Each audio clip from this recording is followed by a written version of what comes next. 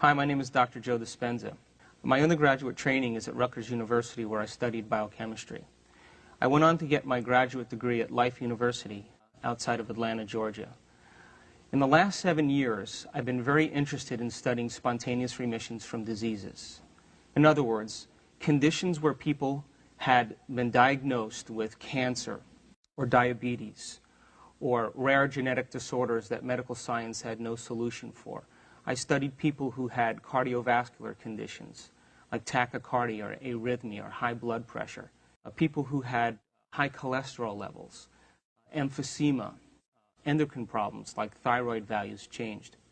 And I was interested in finding out if there were some things that were common amongst these people. And I found that there were actually 4 things that were common amongst every person that had a spontaneous remission. The first thing that was in common was that every person accepted and believed that there was a divine intelligence running their body. Some people may call it a spiritual intelligence. Some people may say it's a greater mind or a deeper mind. But they all accepted that there was an intelligence that was much greater than them.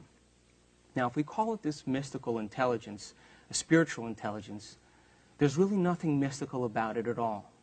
You see, it's the same intelligence right now that's keeping your heart beating. Your heart beats 2 gallons of blood every minute, over 100 gallons of blood every hour. It beats 100,000 times in one day, 40 million times a year, and over 3 billion times in one lifetime. It pumps consistently without you consciously thinking about it. Now, if we think about it, there's some order, there's some intelligence that's giving us life, that's keeping our heart beating. It's the same intelligence that's digesting our food, breaking down food into gases and nutrients, and taking that food and organizing it to repair the body. All of that's taking place without us conscious about it. And these people began to realize that there was an intelligence running their body that was actually greater than them, that actually knew more than them. And if they could connect with this intelligence, maybe it would do the healing for them. You see, every single second we lose 10 million cells. And in the next second, we make another 10 million cells. Now, we don't think about doing that. You and I are free-willed individuals. But there's an order, there's an intelligence that's doing it for us. And in every single cell in the body, out of the 100 trillion cells that make up our physical body, every cell goes through 100,000 chemical reactions every single second. Now, if we multiply that by the 100 trillion cells, we can see that there's some intelligence that's giving us life consistently. Now, the interesting thing about this intelligence is that it has a will independent of our will. It consistently and constantly gives us life. Its will transcends our will. Its mind transcends our mind. And it keeps an order in the physical body. An example of that would be like little enzymes running through the DNA of our cells. There's 3.2 billion nucleic acids that make up the genes in one cell. Now, this intelligence sends proteins up and down those nucleic acids and changes mutations so that we don't fall apart. Now, if we think about this, this intelligence is giving us life consistently. And these people said, I'm riding on the back of a giant. And if I could just learn to tap into this intelligence, it will do the healing for me. That's the first thing that they all accepted. Now, the second thing they all believed in was that they understood that their thoughts, the way they thought over a period of time, or their thinking, actually contributed to their disease. And they said, if my thinking's contributed to my disease, maybe I should change the way I've been thinking over the last several years. Now, every time we have a thought, we make a chemical. If we have good thoughts, or we have elevated thoughts, or happy thoughts, we make chemicals that make us feel good or happy. And if we have negative thoughts, or bad thoughts, or insecure thoughts, we make chemicals that make us feel exactly the way we're thinking. So as every chemical is released in the brain, it's literally a message that feeds the physical body. Now the body begins to feel the way it's thinking. Now, once we begin to feel the way we're thinking, an amazing thing happens. The brain, which is in constant communication with the body, checks in with the body, and it starts to think the way we're feeling, which then makes more chemicals to allow us to feel the way we're thinking and think the way we're feeling, and we get caught in this loop between the brain and the body of thinking and feeling. The ultimate side effect of this is that we create a state of being. And that state of being becomes the way in which we think. In other words, feeling becomes the way in which we think. And when feeling becomes the way in which we think, now we're caught in a loop where our body is literally thinking for us. Now these people reasoned, they said, if my thinking's created this condition, and my thoughts create these chemicals that make me feel a certain way and behave a certain way, I'll have to change the way I think. And so they set out to begin to interrupt this process. That was the second thing that they had in common. The third thing that they had in common, which I found really astounding, is that these people decided that in order to break their thinking process, they had to reinvent themselves. They had to become somebody else. And when they began to think about who they wanted to become, they stopped this feedback loop between thinking and feeling, and they started to ask themselves some important questions. Questions like this: what would it be like to be a happy person? Who do I know in my life that's happy? What would I have to change about myself in order to be a different person? Who in antiquity do I admire that's been great, that I've studied, that I can use some of the virtues and skills to begin to formulate a new ideal of myself? And these people began to contemplate what-ifs, possibilities, potentials of who they could become. And as they did this, the brain began to change. They began to think differently, and the thinking process began to format connections in their brain that started to act as a platform for them to be. So they began to gather information. They began to examine other options, different than the way they've been being for the last several years of their life. Now, the last thing that they had in common, which was the fourth thing, was that when these people reinvented themselves, they spent long moments where they lost track of time and space. In other words, they became so involved with what they were thinking about, so immersed in who they were becoming, that when they opened their eyes, or when they turned on the light in the room, or when they lifted their blindfolds up, it seemed like 5 minutes to them, but actually an hour and a half or 2 hours went by. And they were literally becoming so immersed in what they were thinking about that they lost track of time and space. They lost track of the feedback that takes place between the body and the brain. They lost track of the feedback that the brain always perceives in its environment, and they lost track of time. Now, the brain processes about 400 billion bits of information every single second. But we're only conscious of about 2,000 of those 400 billion bits. Now, those 2,000 bits of information in reference to where our awareness exists only has to do with three things. It has to do with our feedback from the body, feedback from the environment, and our feedback in reference to time.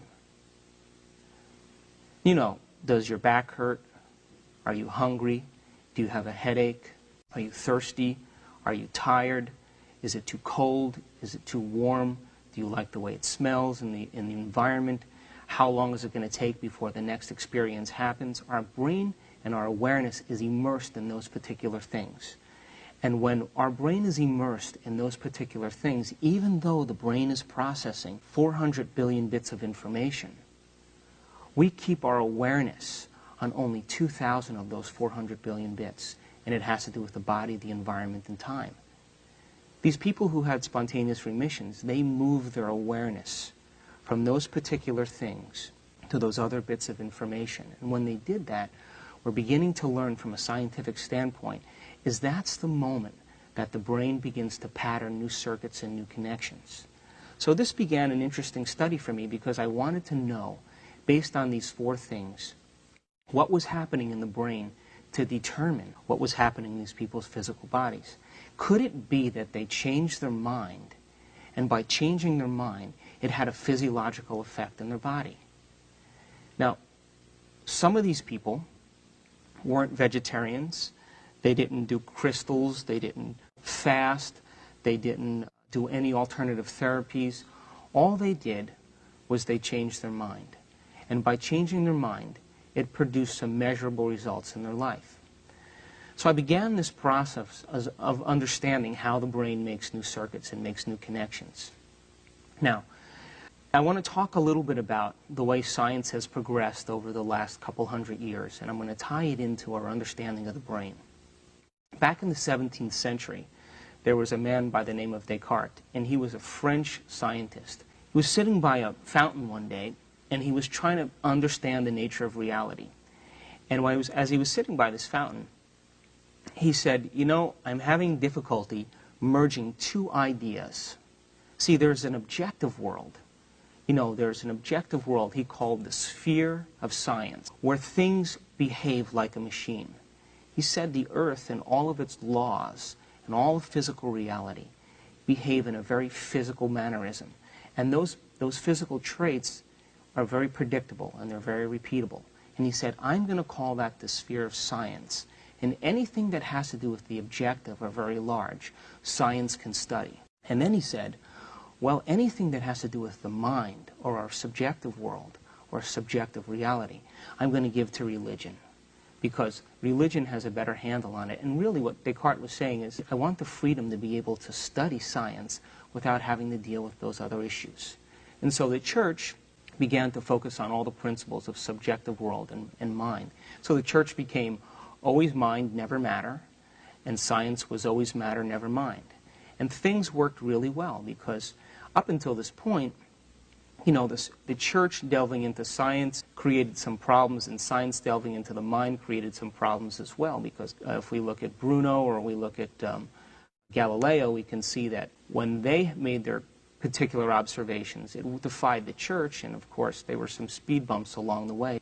And it served Descartes very well, because he didn't have to deal with issues other than things that were predictable, because he was a scientist by nature. He didn't want to deal with influences by the church, because if we study history, if we study Galileo Galilei, or we study Giordano Bruno in earlier times, when they said that the earth was no longer the center of the universe, they were persecuted by the church because it went against the very doctrines that ran the church. So Descartes had his own freedom now to study the nature of reality.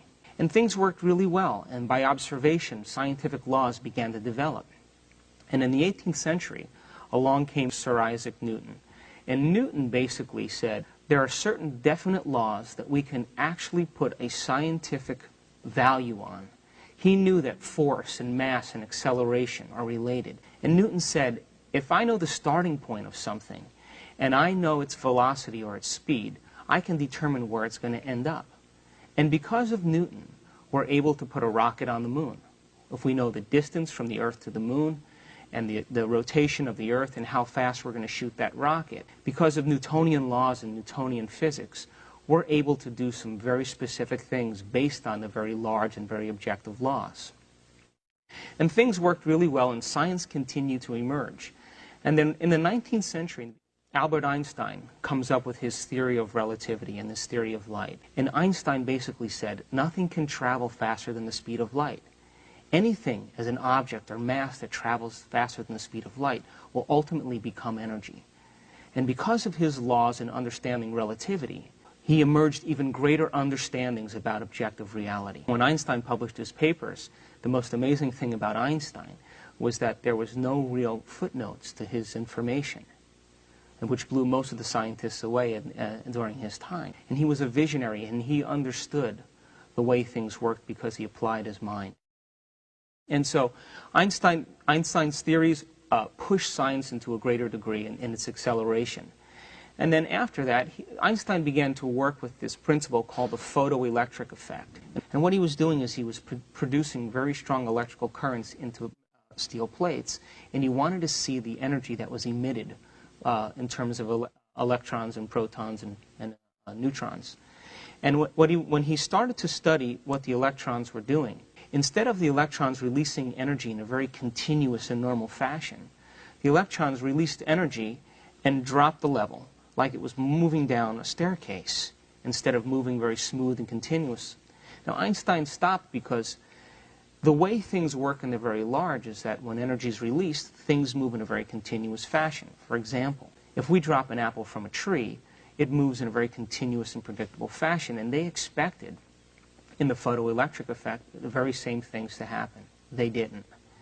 And so Einstein began to see that the very tiny started to behave very different than the very large. And so there were a series of experiments that began to focus attention on electrons and where electrons would be. And when they began to observe electrons and the nature of electrons and how they behaved, they noticed that wherever they observed or looked for an electron appeared. So the electron went from a wave of probability to all of a sudden collapsing into a very definite particle. And now this whole idea of Cartesian dualism, what Descartes said back in the 17th century, started to get fuzzy again. Because now the subjective person and subjective mind was beginning to have a direct effect on the very objective. And so now the separation between mind and reality and mind and objective began to merge again. And independent of who was doing the observation, whether they had an academic degree or they didn't have an academic degree, that their actual observation had an effect on the quantum field. And so quantum physics was born as a result of it. And now, that means now that all of us, every single person, independent of their creed, or their culture, or their gender, or their age, or their race, that every single person, when they're asked to observe something, has an effect on the very tiny, that we're all participants in the nature of reality. Now, science may say, well, quantum physics and the observer observing reality and having an effect on reality only works for the very tiny. In other words, only the very tiny responds to our observation. And so, maybe then, the way in which reality works is that if our observation makes a difference in the way that small subatomic particles function, maybe we can direct the nature of reality based on our own observation. Now, most quantum physicists will say no. Our observation only works for the very tiny and not the very large. And my answer is, maybe we're just poor observers. Maybe observation is a skill just like anything else, and we can develop this idea called observation. Now, there is a part of the brain that we use to pay attention. There's a part of the brain that we use to observe, and it's called the frontal lobe. The frontal lobe is the crowning achievement of the human being. It is the latest on the scene in our human development. What separates us from every other species on the planet is not the fact that we stand on 2 feet, or the fact that we have opposing thumbs, or the fact that our eyes point straight ahead, or that we have bigger brains, because elephants actually have bigger brains than us. It's not the fact that we have little body hair. What separates us from every other species on the planet is the size of the frontal lobe in reference to the rest of the brain. Now, in human beings, the frontal lobe is almost 40% of the entire brain. Our next closest ancestor, great apes and chimpanzees, the frontal lobe is about 17% to 15%. In dogs, it's about 7%, and for you cat lovers, it's about 3.5%. So what separates us and makes us great is our frontal lobe in reference to the rest of the brain. Now, the frontal lobe is the executive. It decides on action. It regulates behavior. It's the part of the brain that we use when we're planning, we're speculating, when we're inventing, when we're looking at possibilities. The frontal lobe, if we were to use one word to describe the frontal lobe, we would use the word intent or purpose. When people's intention matches their behavior, or when their behavior matches their intention, or when their thoughts are aligned with their action, is the moment the frontal lobe is at its greatest moment. Now, in the recent journals, in November of 2004, a group of scientists from the University of Wisconsin began to see if observation and paying attention was a skill like anything else. And what they did is they designed this experiment where they took a group of Buddhist monks who have been meditating and focusing on concepts like compassion and love and divinity for extended periods of time. And most of the monks that they studied had over 10,000 to about 50,000 hours of focused meditation. So these guys knew how to pay attention. And they took another control group of people who never really went inward and focused their mind on anything. And they said to the monks, would you train these guys over a course of a week and see if we can get these people to learn how to develop a skill called meditation. And so they hooked the monks brains up to 256 electrodes over their entire brain, and they were going to measure what type of activity took place when these monks paid attention. And of course, they were going to do the same thing with the control group.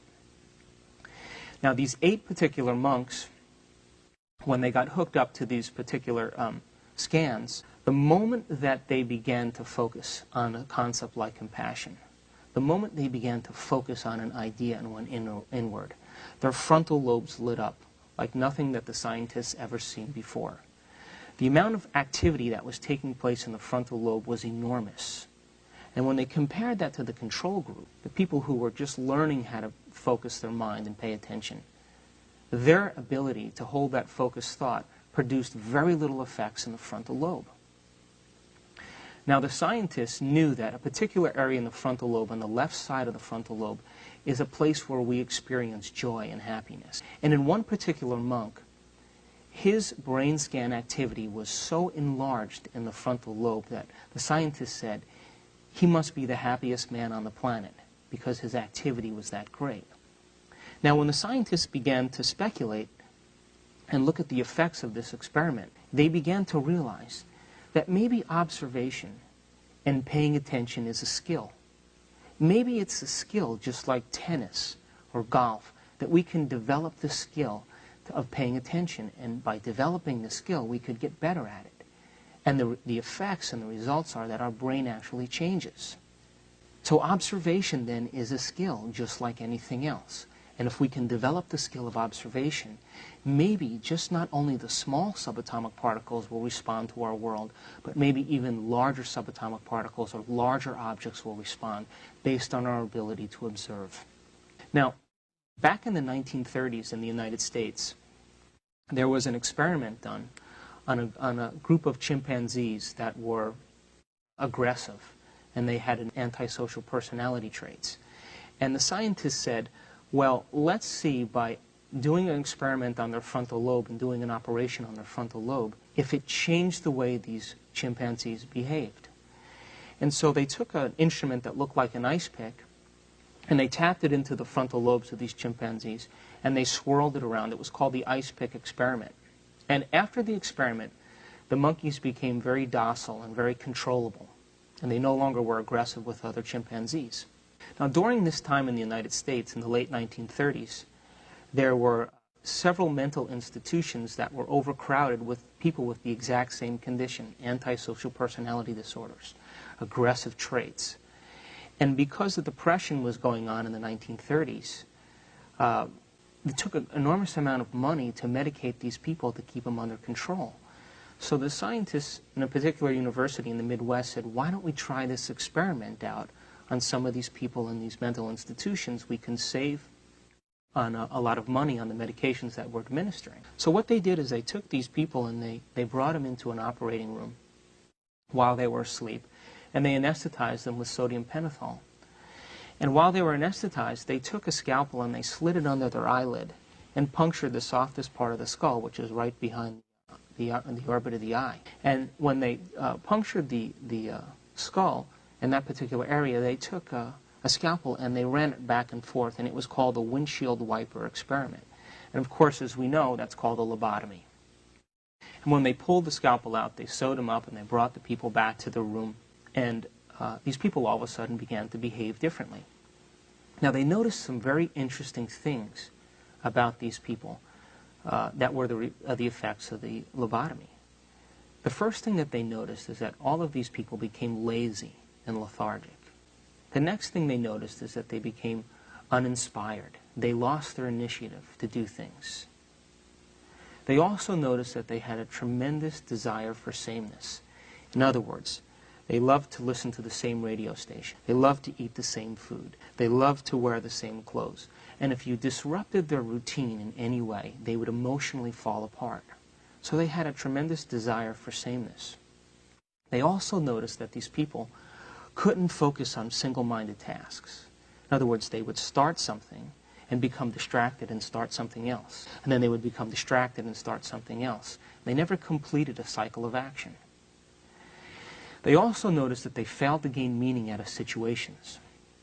They couldn't learn anything new. They couldn't modify their behavior. Learning is modifying our behavior. So they got so stuck in the routine of doing something over and over again, repetitively, that they never modified their behavior in any condition. And the last thing they noticed was that they couldn't project into the future. They couldn't plan into the future. They couldn't project ideas into the future. For example, if they were bending over and tying their shoelace and the shoelace broke, instead of getting a new shoelace, they would continually try to tie the same shoelace even though it was broken. So if we think about this now, frontal lobe damage produces certain effects in people. People become lazy and lethargic, uninspired. They have a loss of initiative. They have a desire for sameness. They don't do anything new. They can't project into the future. They don't learn anything new. And they get distracted easily. Now that's starting to begin to sound like the majority of people in our culture. And the reason being is because we haven't mastered the ability to use the frontal lobe properly. So maybe we haven't mastered the skill of observation. Maybe observation is a skill in itself.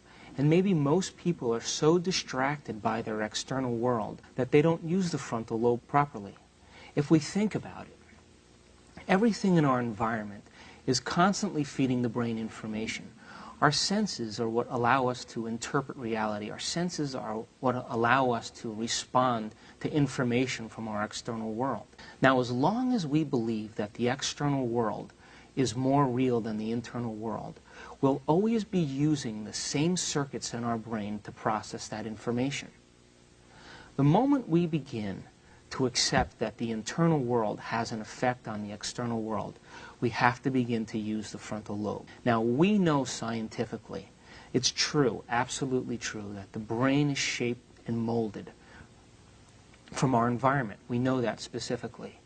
But what science is beginning to learn as well is that our brain is shaped and molded by our ability to pay attention. And that when we have the ability to pay attention, and we have the ability to learn knowledge and wire that knowledge in our brain, we begin to make new circuits. And when we're able to make new circuits, we begin to perceive reality differently based on the way our brain is wired. Now here's an example.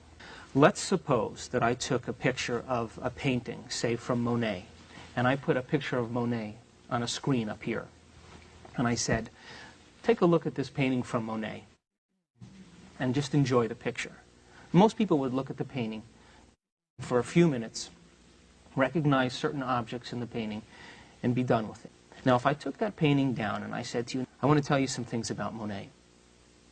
Did you know that Monet spent 44 years of his life making an attempt to be able to see how things are unified in the world? He was specifically interested in the way light works. He loved the light first thing in the morning, and he loved light at the sunset and at dusk. And that he thought that most people never stopped to pay attention the way light affected flowers and the way they affected colors in the environment. So he went out of his way to paint with pastels and paint with colors, to brighten things based on the light at that particular time in the day. And he said things like, the bridge and the wisteria are never really separate. They're one and the same, and I can only paint them that way. And as he got older, he developed cataracts. And his cataracts became very thick. And so when he perceived the light that he was perceiving diffused into his eye, and he was actually beginning to paint exactly what he saw. Now, if I gave you that information, and I put the picture back up, and you looked at this Monet again, more than likely you would perceive it differently based on your ability to pay attention to details. And actually what we did in that moment is we gave you knowledge and information that your brain filtered out of the equation, and you were only looking at the picture based on the way your brain was wired, based on what you knew. The moment we give the brain new information, and the brain can pay attention through the frontal lobe to that information, we begin to see things that already existed, but we've filtered out of the equation. Another example, a wine connoisseur. If a wine connoisseur swirls wine and he tastes wine, he has the circuitry in his brain or her brain to be able to notice the subtleties. He could taste the tannins and the acids. He could smell the bouquet and the aromas. It could be further assembled into more specific things about oaks and specific types of grapes.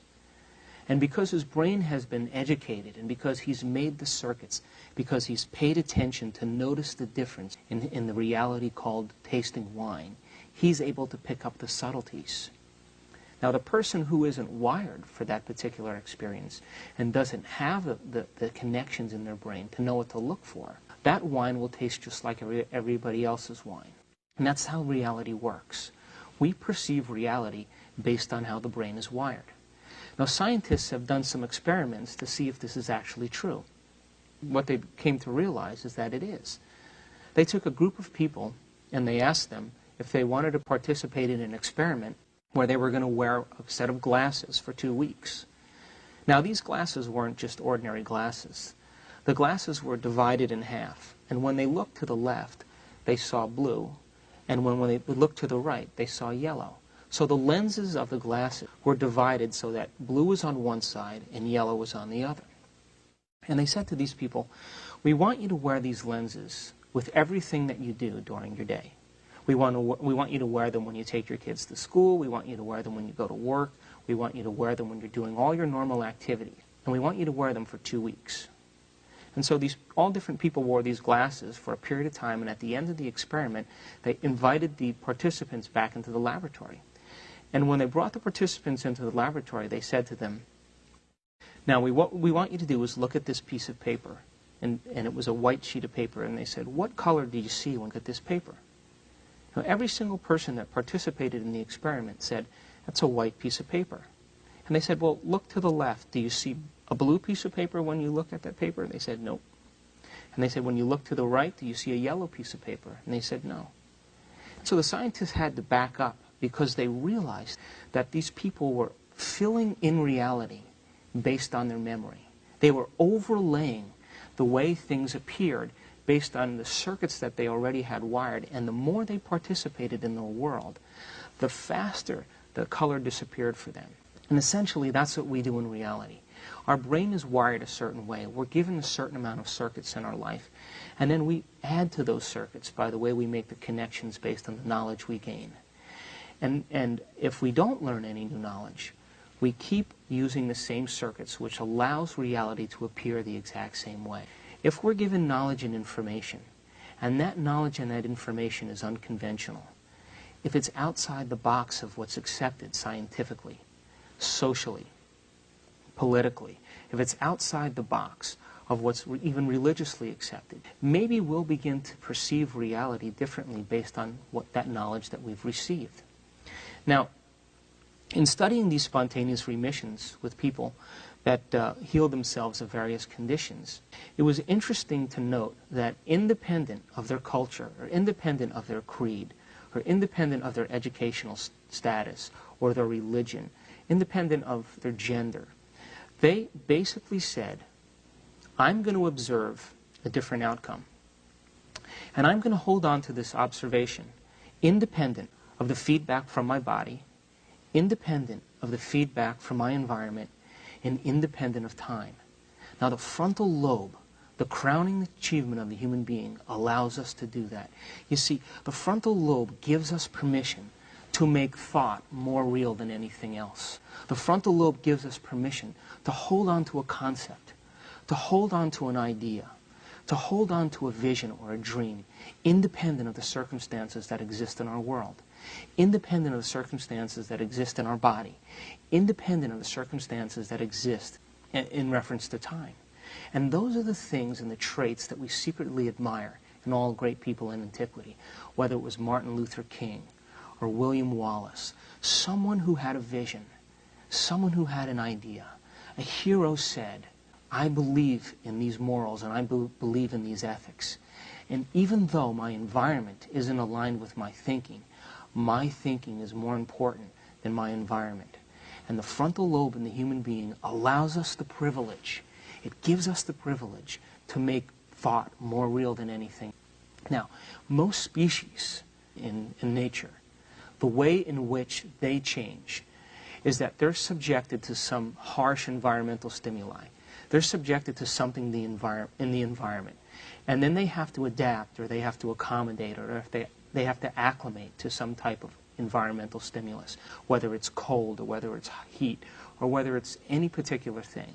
And what happens is that the species is introduced into this particular environment, and then over a series of generations, as the same species is introduced to the same harsh environment, over a period of time, over several generations, that species will modify its behavior and change its genetics. That's called evolution. But human beings don't have to do that. Because of the size of the frontal lobe and because of our ability to speculate possibilities and ask about potentials and think about the what-ifs, we can invent new ideas and new ways of being.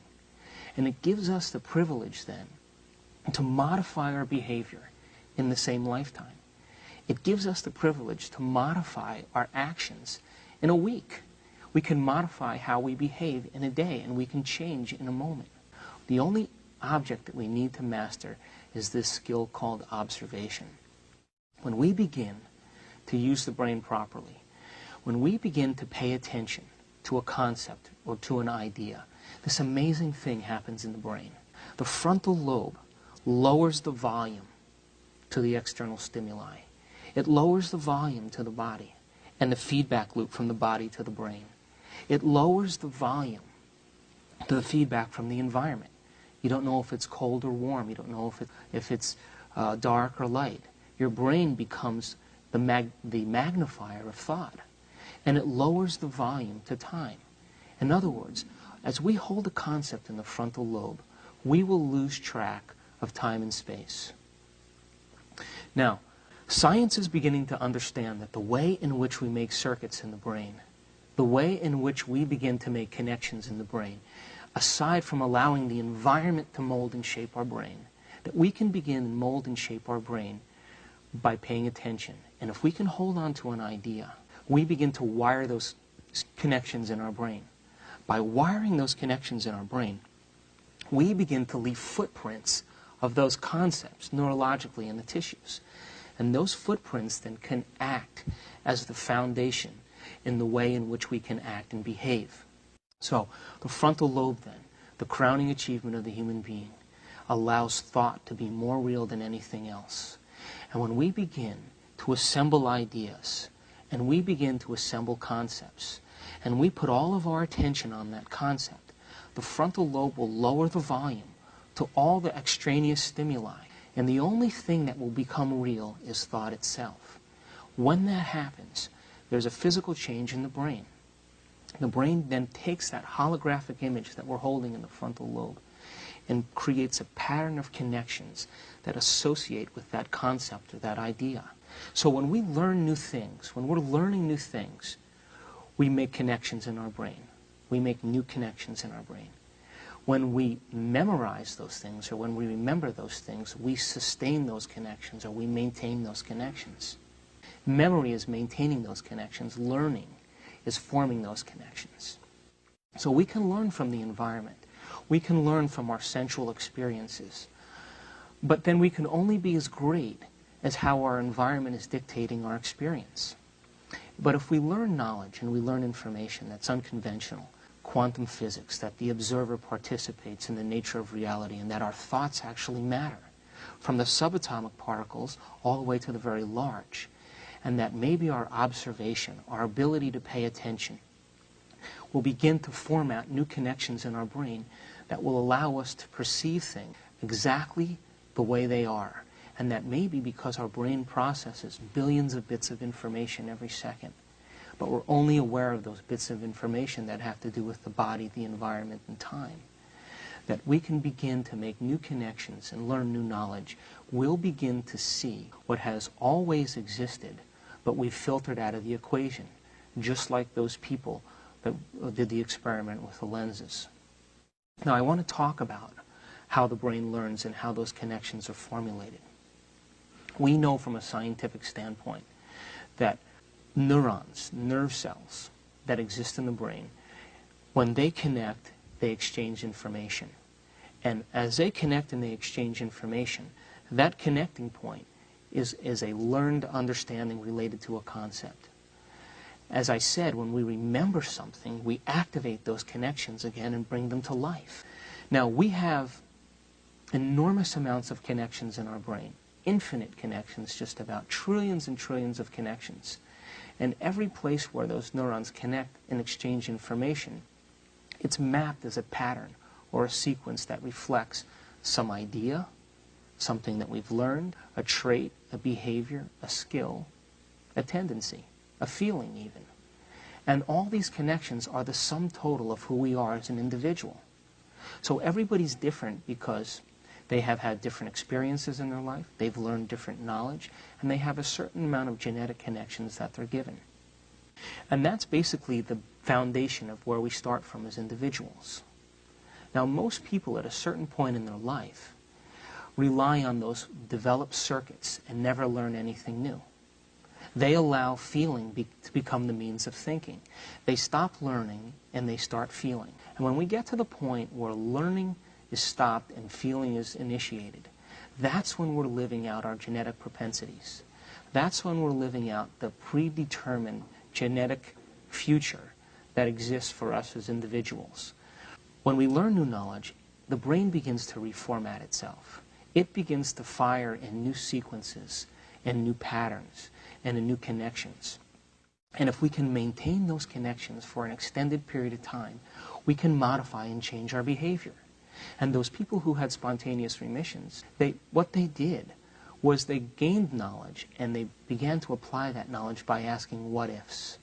And they understood if they could connect with that intelligence that was keeping their heart beating and digesting their food, if they could whisper in the ear of the giant that was running their physical body, that knew how to make cells, that knew how to organize DNA, if they could have their will match its will, if they could have their mind match its mind, if they could have their love of life match its love of life, because it was what was continuously giving them life. If they reasoned that by changing their thoughts, would it send a new signal to their cells? And by patterning new connections in their brain, would it ultimately produce a new physiological effect in their body? So the reinvention process meant to reorganize those circuits to a greater ideal of themselves.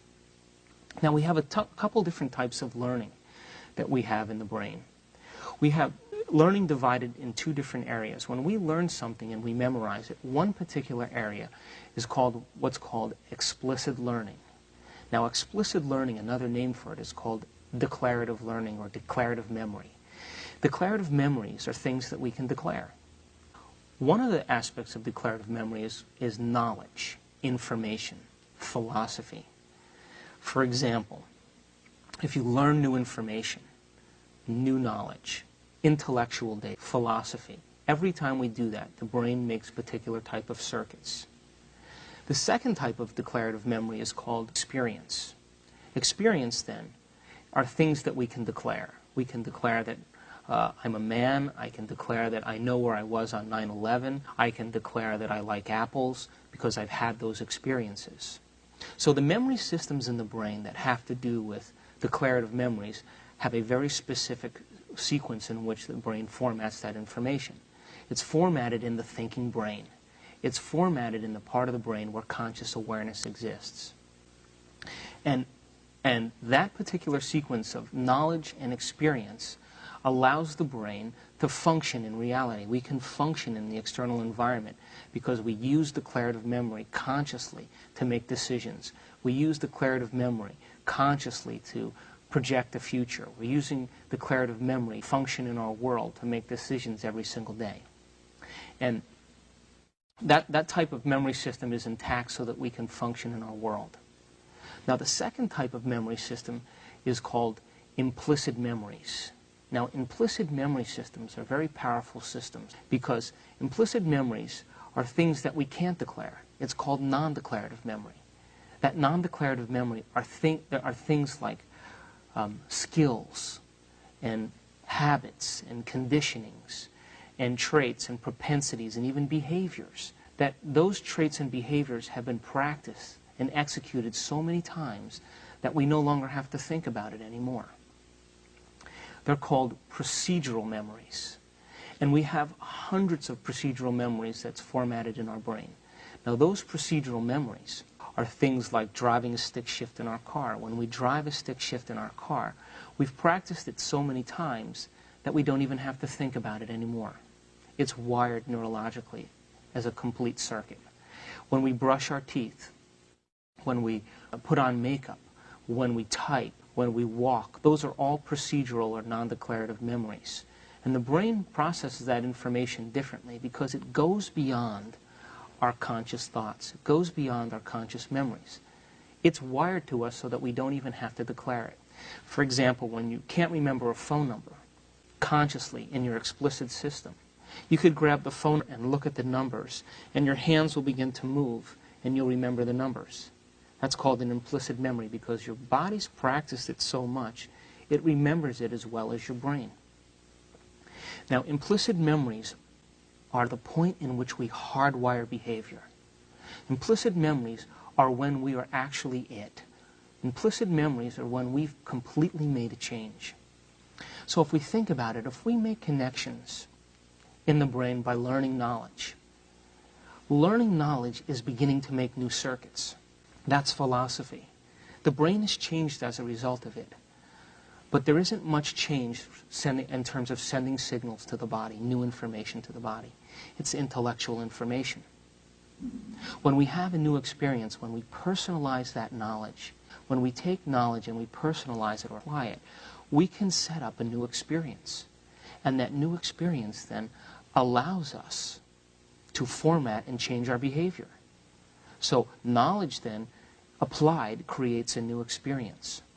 That experience then creates a certain amount of circuits in the brain that further advances the knowledge that we learn. And we can declare that we've had a new experience. So knowledge is thinking. It is our thinking brain. When we learn new knowledge, we learn that knowledge to think from. Experience requires applying that knowledge, and we call that doing. That's the doing aspect of how the brain learns. So we could have an experience based on knowledge that we've learned. We can apply that knowledge and have a new experience, but that isn't enough. Because when we have a new experience, the idea then is to be able to repeat that experience. And when we can repeat that experience over and over again, we begin to wire to that implicit memory system, and that new way of remembering something is called being it. We're actually being it now. So, learning new knowledge is the thinking part of our brain. Applying that knowledge and applying what we've learned, applying our thought to have a new experience, modifying our behavior to have a new experience is called the doing it. And then when we continuously are able to repeat that experience over and over again, and repeat it over and over again, we begin to wire the brain to that implicit system called being it. Now, when we're being something, we don't have to think about it anymore. It's wired permanently. That process is natural. It's second nature. It's easy. And those people who had spontaneous remissions, as they began to gain new knowledge and apply that knowledge to set up some new experiences for themselves, they didn't stop there. They went further until that system was hardwired in their body, till they actually were able to become it. You see, once we can become something, now it's wired permanently so that we no longer have to think about it. And the idea then is if there's automatic systems in our brain, automatic programs in our brain that define thinking and feeling our entire life, thinking as a victim, thinking as an insecure person. And if we think those insecure thoughts, it makes the chemicals that make us feel insecure. See, then once we feel insecure, then the brain starts to think the way it's feeling. So those people who had spontaneous remissions from diseases, those people who healed themselves of different conditions, they made some pretty physical changes in their brain. The changes that they made weren't just about intellectually embracing this information. It wasn't just about having an experience once. They wanted to actually become somebody else. And when they reinvented themselves, when they said, I believe there's an intelligence that exists within me that gives life to every single individual, whether they're happy or sad, whether they're wealthy or poor, whether they're holy or unholy, that some intelligence gives life to every human being. If I could tap into that intelligence and become somebody else, it'll give life to who this new person emerges as. And that if my thoughts matter, I'm going to have to really construct some permanent neurological connections in my brain to become this new platform of being. And that I have to abandon and surrender that old way of thinking and feeling that was really tied to my environment, really tied to the way in which I thought about my world based on my old self. And maybe those old feelings and those old connections were really tied to old experiences. And maybe by reinventing myself, there'll be a period where I have no feeling. Maybe those old emotions and those old feelings were tied to some old experience that were actually the cause of the condition in the first place. And by abandoning those old thoughts and those old feelings, just abandoning them and replacing it with a new idea of self, that a new signal was running to the body and the person was actually free. And then all they had to do was separate themselves from people and things and the distraction of the environment and time and episodes and events, and let thought become more real than anything else. In the process of rehearsing, in the process of thinking about who they wanted to become, in the process of thinking about it over and over again, they began to make those circuits more permanent. They began to create a new individual. They began to emerge as a new being. And as a result of it, that process where they developed the skill of paying attention, they developed the ability to move their mind away from their body. They developed the ability to move their mind away from the environment. And they even moved their mind away from the reference of time. And the moment they did that, maybe the door to the quantum field opened. Maybe now they were stepping into a new level of mind. And when that happens, when we can make thought more real than anything else, the brain begins to format those patterns and connections that are equal to who we are and who we're becoming. So these people who had spontaneous remissions, maybe it wasn't a miracle at all. Maybe they just became somebody else. And maybe they believed that this intelligence would stand behind them and give life to whoever they were being. And maybe this intelligence was smarter than them and brighter than them and had more will than them to step in and reorganize their body for them. And that all they had to do was to become somebody different. And when they became somebody different, this intelligence gave life to them, and their life changed, their health changed, and their future changed. And maybe these people who had spontaneous remissions gave up the feelings and the emotions that were tied to the past, and in the process of becoming somebody new, in the process of that reinvention process where they made new circuits to operate from, they abandoned their past and their association to their past, and all of the feelings and the emotions that went along with it. And maybe the chemicals that were feeding the body based on those thoughts were no longer made. And because they were no longer made, the signal that was being sent to the body was a new signal. And that new signal that was sent to the body had nothing to do with their association to those past attitudes, those past thoughts, and those past feelings. But now the person had an idea of their future. They had an idea of something to look forward to. And now, as they began to make those changes, they no longer sent the same signal to the body, but they sent a new signal to the body based on how they were now being. So, if we think about this then, the whole idea of this separation between mind and matter, the separation between the objective and the subjective, may actually begin to merge when we apply these principles together.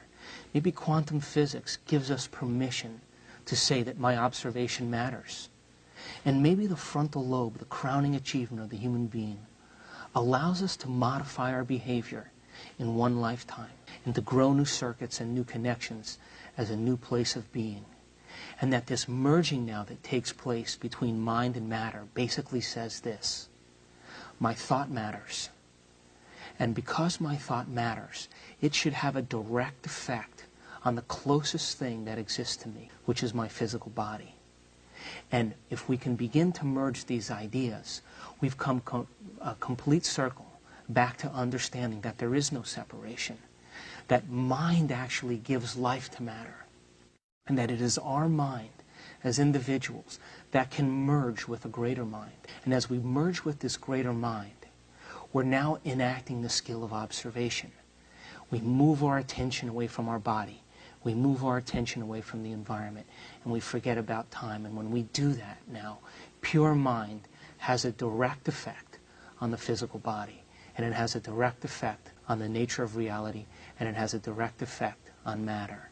And when we begin to execute these ideas and we begin to apply them to our life, we get to be the scientist in measuring our own observation. And maybe that's the beginning understanding of what it